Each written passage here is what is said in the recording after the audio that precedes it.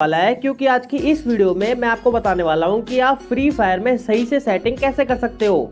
कैसी अपमानजनक बातें कर रहा है लड़का, ये अश्लील है ये लोंडा। मेरा मतलब है कि ये जो आपकी कंट्रोल सेटिंग है इसको आपको किस तरीके से क्या क्या रखना है, क्योंकि आपको तो पता ही है कि ये जो हमारे फ्री फायर वाले हैं ये कितने ज्यादा महान और दयावान है। इनको हर अपडेट में कंट्रोल सेटिंग और डायमंड के प्राइस में कुछ ना कुछ ऐड करना ही होता है। और मैं लिख के दे रहा हूँ कि आपको इनमें से 5-6 सेटिंग के बारे में तो बिल्कुल भी नहीं पता होगा और पक्का गलत सेटिंग में खेलते होगे। जिसको ऑन करना चाहिए उसे ऑफ कर देते होगे, जिसको ऑफ करना चाहिए उसे ऑन कर देते होगे। और वही तुम लोग सबसे बड़ी गलती कर देते हो और बस सोचते रह जाते हो कि भाई ये सामने वाला बंदा तो इतना अच्छा खेल पा रहा है लेकिन हम नूबड़ों की तरह खेले जा रहे हैं। इसीलिए आज का ये वीडियो आपके लिए बहुत ज्यादा इंपॉर्टेंट है क्योंकि आपको नई नई चीजें पता चलने वाली है। इसीलिए वीडियो का एक पार्ट भी स्किप मत करना और जल्दी से एक बार वीडियो के नीचे देखो, आपने अभी तक लाइक वाले बटन पे क्लिक नहीं किया है तो भाई एक लाइक तो कर ही सकते हो यार। और जो बंदे नए आ रहे हैं वो फटाफट सब्सक्राइब भी कर लो। चलते अपन वीडियो को शुरू करते हैं। तो मैं आ चुका हूँ सिंपली अपनी कंट्रोल सेटिंग्स में और यहाँ पे जो सबसे पहला ब्लॉक है ना वो है शूटिंग का। और इसमें हमें 3 ऑप्शन देखने को मिलते हैं। सबसे पहला है एम प्रिसीजन, दूसरा है लेफ्ट फायर बटन और तीसरा है होल्ड फायर टू स्कोप। तो सबसे पहले बात करते हैं कि अगर आप अपने एम प्रिसीजन को डिफॉल्ट पर रखोगे तो क्या होगा। तो अगर आपने इसे डिफॉल्ट पे रखा हुआ है तो इससे आपको बहुत ज्यादा फायदा होने वाला है, क्योंकि जैसे कि मान लो कि आपने अपने एम को अपने एनिमी के थोड़ा सा साइड में रखा हुआ है तो जैसे आप अपने एक बार अपने फायर बटन पे क्लिक करोगे तो आपका एम ऑटोमेटिकली एनिमी के ऊपर चला जाएगा। और साथ ही में अगर आप अपने एम को एनिमी के थोड़ा सा बगल में रखकर अपने स्कोप को एक बार ऑन ऑफ करोगे तो आपका एम तब भी ऑटोमेटिकली एनिमी के ऊपर आ जाएगा, जो कि आपको दूर वाले एनिमी को मारने में बहुत ज्यादा हेल्प करता है। लेकिन अगर हम इसे प्रिसाइज ऑन स्कोप पे रखकर खेलेंगे तो तब अगर आप अपने स्कोप को ऑन ऑफ करोगे तो आपका ऑटोमेटिकली एम लॉक नहीं होगा। जहां पर आपने अपने स्कोप को ऑन किया होगा एग्जैक्टली वहीं पर आपका स्कोप ऑफ हो जाएगा। और अगर आप इसे फुल कंट्रोल पे कर दोगे तो आपका एम लॉक 0% हो जाएगा। मतलब आप चाहे अपने स्कोप को ओपन करो या फिर ना करो कुछ फर्क नहीं पड़ेगा, आपका एम लॉक होने ही नहीं वाला। मतलब अगर आप थोड़ा सा भी एनिमी के बगल में एम को रखकर फायर करोगे तो आपकी जो बुलेट है वो थोड़ा सा बगल में ही जाएंगी, बिल्कुल भी एनिमी के ऊपर नहीं आएंगी। उसके बाद जो नेक्स्ट ऑप्शन है वो है लेफ्ट फायर बटन का। तो अगर आपने अपने लेफ्ट फायर बटन को ऑलवेज पे सेट कर दिया है तो हमारी कस्टम एचओडी में लेफ्ट फायर बटन पूरे टाइम दिखेगा। लेकिन अगर आपने इसे शो व्हेन स्कोप्ड पे सेट कर दिया तो ये आपको तभी दिखेगा जब आपने अपने स्कोप को ओपन करा होगा। स्कोप को ऑफ करते ही ये गायब हो जाएगा। तो इस बटन का ज्यादातर 3 फिंगर या फिर 4 फिंगर प्लेयर यूज करते हैं फास्ट ग्लू वॉल लगाने के लिए, तो आप भी इस बटन का यूज कर सकते हो। उसके बाद आता है हमारा होल्ड फायर टू स्कोप वाला ऑप्शन। तो ये ऑप्शन सिर्फ और सिर्फ स्नाइपर चलाने के लिए ही है। जैसे कि मान लो आपने इसे ऑन किया हुआ है ना और आप M8 कार 98 या फिर AWM है ना या फिर कोई सी भी स्नाइपर चला रहे हो, तो जैसे ही आप अपने फायर बटन पे क्लिक करोगे तो आपका ऑटोमेटिकली स्कोप ओपन हो जाएगा। और जैसे ही आप अपने फायर बटन को छोड़ोगे तो आपका एक बुलेट फायर होते ही आपका ऑटोमेटिकली स्कोप ऑफ भी हो जाएगा। लेकिन अगर आप होल्ड फायर टू स्कोप को ऑफ करके फायर बटन पे क्लिक करोगे तो सिर्फ आपकी एक बुलेट फायर ही होगी, कोई भी स्कोप ओपन नहीं होगा। तो भाई अगर आप स्नाइपर चलाते हो ना तो आपको इसको हमेशा ऑन करके ही खेलना चाहिए, क्योंकि इससे सिर्फ एक बटन से 3 काम हो जाते हैं। पहले स्कोप ओपन हो जाता है, फिर उसके बाद फायर भी हो जाता है और फिर अपने आप स्कोप बंद भी हो जाता है। तो इसीलिए आप हमेशा इसको ऑन ही रखना। उसके बाद आता है हमारा नेक्स्ट ब्लॉक जिसका नाम है असिस्टेंस। और इसके अंदर हमें 4 ऑप्शन देखने को मिल जाते हैं। जो सबसे पहला है उसका नाम है क्विक वेपन स्विच। तो अगर आपने इसे ऑन कर दिया है तो आपकी कस्टम एचओडी में एक बटन ऐड हो जाएगा जिस पे क्लिक करके आप अपनी गन को स्विच कर सकते हो।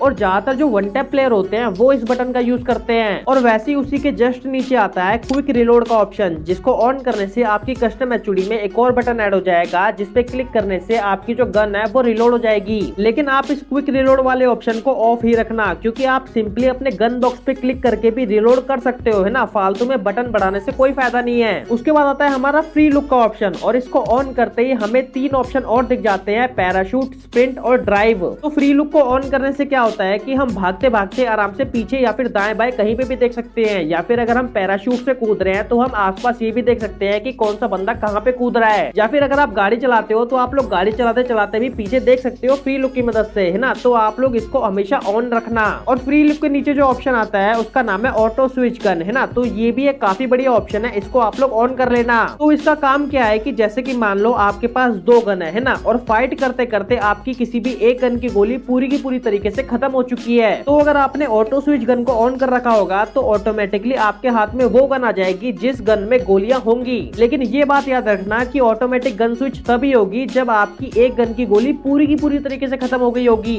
उसके बाद आता है हमारा नेक्स्ट स्लॉट जिसका नाम है थ्रोएबल्स, है ना, और इसके अंदर हमें 2 ऑप्शन देखने को मिलते हैं। सबसे पहला है ग्रेनेड स्लॉट का। तो अगर आपने अपने ग्रेनेड स्लॉट को सिंगल स्लॉट पे कर रखा होगा तो आपकी जितनी भी ग्लू वॉल होंगी या फिर जितने भी आपके ग्रेनेड होंगे वो आपको एक ही बटन में देखने को मिलेंगे। लेकिन अगर आप इसे डबल स्लॉट पे कर दोगे तो आपको ग्लू वॉल के लिए एक अलग बटन मिलेगा और ग्रेनेड के लिए एक अलग बटन मिल जाएगा। और मैं भी इसे डबल स्लॉट पे रखकर ही खेलता हूँ, तो आप भी इसे डबल स्लॉट पर ही रखना। और उसके नीचे आता है ग्लू वॉल स्मार्ट थ्रो का ऑप्शन, है ना। तो ये ऑप्शन मुझे बहुत ज्यादा बेकार भी लगता है और कभी कभी सही भी लगता है। तो इस बटन से क्या होता है कि अगर आप इसे ऑन कर दोगे तो आपकी गेम में जो ग्लू वॉल होती है, अगर आप उस बटन पे क्लिक कर दोगे तो आपकी ग्लू वॉल अपने आप ही लग जाएगी बिना फायर बटन पे क्लिक किए। और ये वाला बटन मुझे इसीलिए बेकार लगता है क्योंकि सिर्फ एक ग्लू वॉल वाले बटन पे क्लिक करने से आपकी ग्लू वॉल ही लग जाती है ना, मतलब निकाल भी लेता है ग्लू वॉल और वो लगा भी देता है। और शुरुआत से मैंने ऐसे ग्लू वॉल कभी भी नहीं लगाई है, तो इसीलिए मेरे को इस बटन से खेलने की प्रैक्टिस नहीं है, तो इसीलिए मैंने इसको ऑफ कर रखा है। उसके बाद आता है हमारा नेक्स्ट ब्लॉक जिसका नाम है मूवमेंट। तो इसमें जो सबसे पहला ऑप्शन है वो है ऑटो पैराशूट का। तो अगर आप ऑटो पैराशूट को ऑफ कर दोगे और जैसी एरोप्लेन से कूदोगे, है ना, तो आपको जल्दी जल्दी नीचे आने के लिए अपने स्प्रिंट वाले बटन पे भी क्लिक करना पड़ेगा,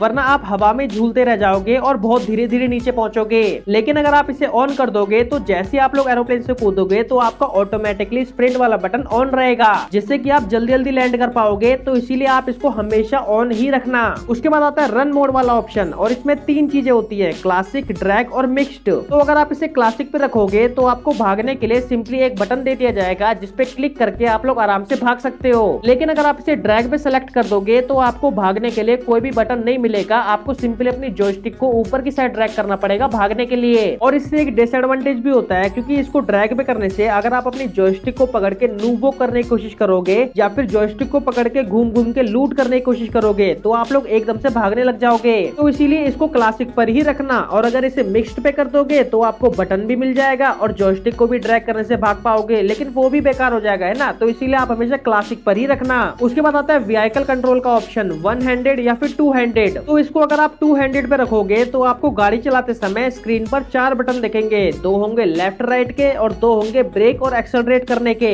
लेकिन अगर इसे 1 हैंडेड पे रखोगे तो आपको कोई भी बटन देखने को नहीं मिलेगा, आपको अपनी गाड़ी चलाने के लिए अपनी जॉयस्टिक से ही सब कुछ कंट्रोल करना पड़ेगा। और जॉयस्टिक से गाड़ी चलाते समय गाड़ी चलती कम है, ठुकती ज्यादा है ना, तो इसीलिए इसको 2 हैंडेड पर ही रखना। उसके बाद आता है हमारा नोटिफिकेशन वाला ऑप्शन जिसमें सबसे पहला है इन गेम टिप्स। तो अगर आप इसे डिफॉल्ट पे रखोगे तो आपका जो सेफ जोन श्रिंक होने का टाइमर होता है वो आपको पूरा का पूरा लंबा लंबा दिखेगा स्क्रीन पे। लेकिन अगर इसे सिंपलीफाइड पे कर दोगे तो जो टाइमर वगैरह होता है वो आपको छोटा सा दिखेगा कोने में। उसके नीचे है एलिमिनेशन नोटिफिकेशन। तो इसको क्लासिक पे रखने से अगर आप किसी को किल करोगे तो वो जो किल करने का जो ऊपर फोटो सी बन के आती है वो थोड़ी सी एनिमेशन के साथ आएगी और थोड़ी सी एनिमेशन के साथ ही जाएगी। लेकिन अगर सिंपलीफाइड पे कर दोगे तो बस वो एक फोटो आएगी और ऐसी चली जाएगी, है ना, कोई भी ट्रांजिशन या फिर एनिमेशन देखने को नहीं मिलेगी। तो अगर आपका लो एंड का फोन होता है तो आप इसे हमेशा सिंपलीफाइड पे ही रखना। इसके बाद आता है हमारा लास्ट ब्लॉक जिसका नाम है विजुअल्स, और इसमें जो सबसे पहला ऑप्शन है वो है डैमेज इंडिकेटर का। तो अगर आप इसे क्लासिक पे रखोगे और अगर बॉडी पे डैमेज दोगे तो आपका जो बॉडी पे डैमेज होगा वो येलो में दिखेगा और जो हेड पे होगा वो रेड में दिखेगा, और जो डैमेज होता है वो थोड़ा ज्यादा देर तक स्क्रीन पे दिखेगा और छोटा छोटा डैमेज दिखेगा। लेकिन अगर इसे न्यू पर कर दोगे तो अगर आप लोग बॉडी शॉट मारोगे तो आपको व्हाइट कलर का दिखेगा डैमेज, है ना, और हेडशॉट मारोगे तो रेड का ही दिखेगा,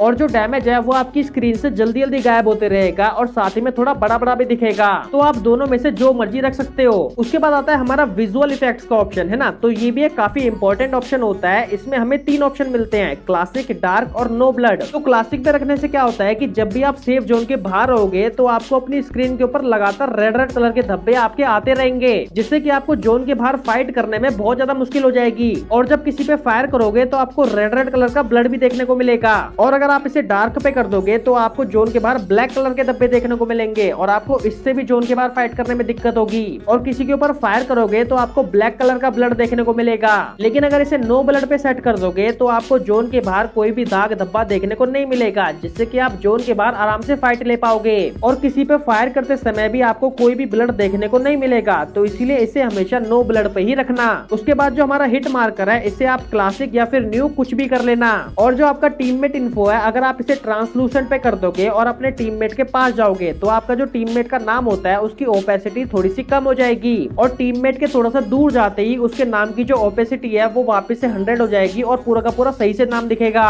लेकिन अगर इसे क्लासिक पे रखोगे तो आप चाहे पास जाओ या फिर दूर जाओ, आपको पूरे टाइम आपका जो टीममेट का नाम है वो पूरा व्हाइट में ही दिखेगा। तो इसे आप जो मर्जी रख लेना, मैं तो इसे ट्रांसलूसेंट पे ही रखता हूँ। और बाकी इसमें कोई भी इंपॉर्टेंट सेटिंग नहीं बची है, बस आप लोग अपने डिस्प्ले में आना और यहाँ पे एकदम नीचे आके अपने गन शॉट अलर्ट्स को ऑन कर लेना, जिससे कि जितने भी एनिमी जहाँ से भी फायर कर रहे होंगे वो आपको अपनी स्क्रीन पे साथ के साथ दिखते रहेंगे एक बुलेट के सिंबल में, है ना। तो आप लोग इसको हमेशा ऑन करके रखना। और भाई सच बता